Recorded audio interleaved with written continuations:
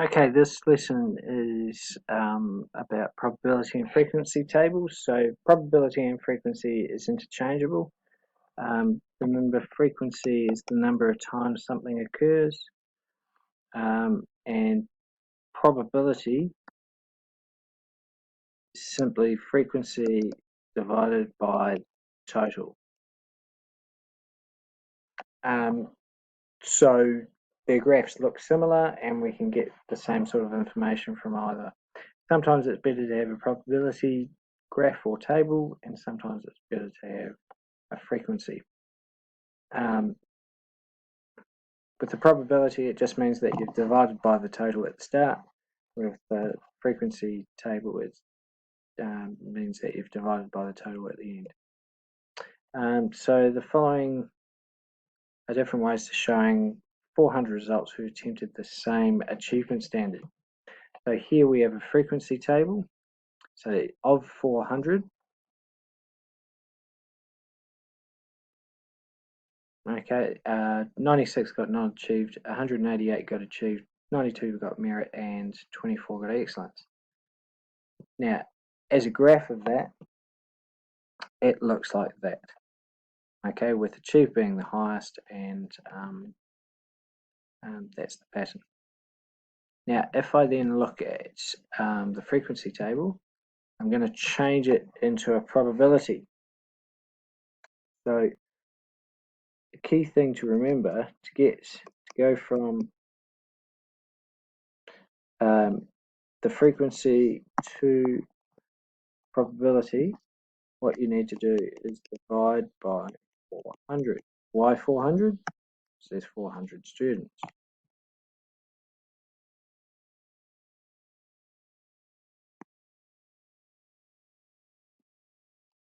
So basically 96 divided by 400 is 0.24. Now the other point it makes here is to make sure you know that adds up to 1. Because of rounding, it might be slightly off with your rounding up and rounding down, but it should add up to 1. Certainly if you're given it, it should add up to 1. The reason why I say that is that in previous years it was a particularly nasty exam or a mistaken exam that made the answer impossible because those values didn't add up to 1. It added up to slightly more, and people got confused and didn't understand and all sorts of things. So it's always a good thing to check.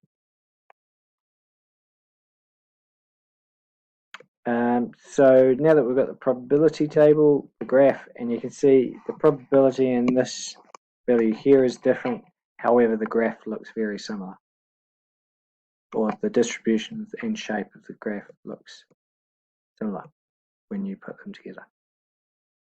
So here's a quick example. What I want you to do is quickly go through and convert this frequency table into a probability table. So pause the video and have a go at that, and then we'll take a look at the answer.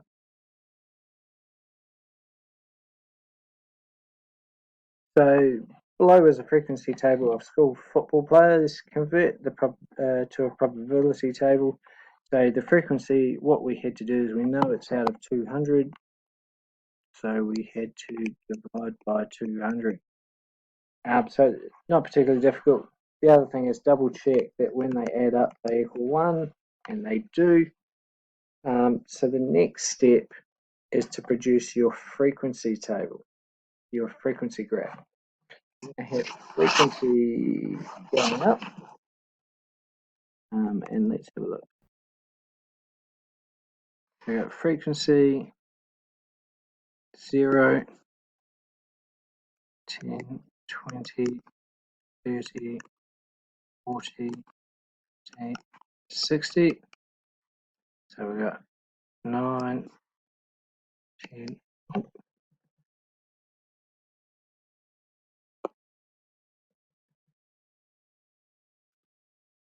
11, 12, 13. And now we have to put the values in, the bars in.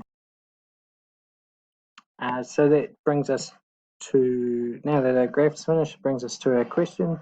So the probability of, if I randomly select a footballer, that they're in year 12 would be 32 out of 200, which would be 0.16. The next one is that they're in year 9 and 10. So it's 59 plus 45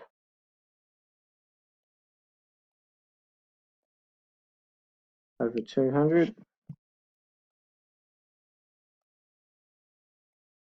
which is 0.52. And the last one, that they're in year 10 and year 13, year 10 to year 13. So that basically means they're not in year 9. So it would be 200, take away 59 year 9s over 200, which is equal to 141, 200, which is equal to 0.705. So if we do the same thing with probability, so we've got the probability on the vertex, yeah, and we have a line, we've got year 9, 10, 11, 12, 13, and the probability is the highest is 0.295. So if we start off with 0.05, 0.1, 0.15, 0.2, 0.25, 0.3. So same thing again.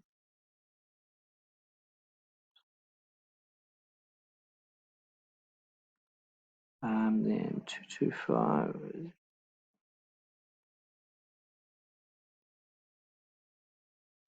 then got less than that. 16, slightly more than that.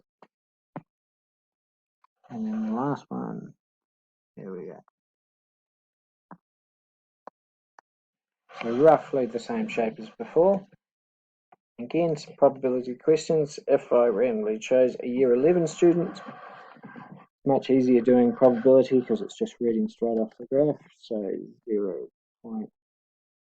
0.195. Probability year 12 and year 13. So that's equal to 0.16 plus 0.125. Oh, which gives us 0.285. Similar question before.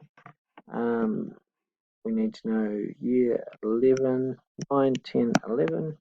We've got 12 and 13, and in fact we've just worked it out. So the probability is going to be 1 take away 0.285, which gives us 0.715.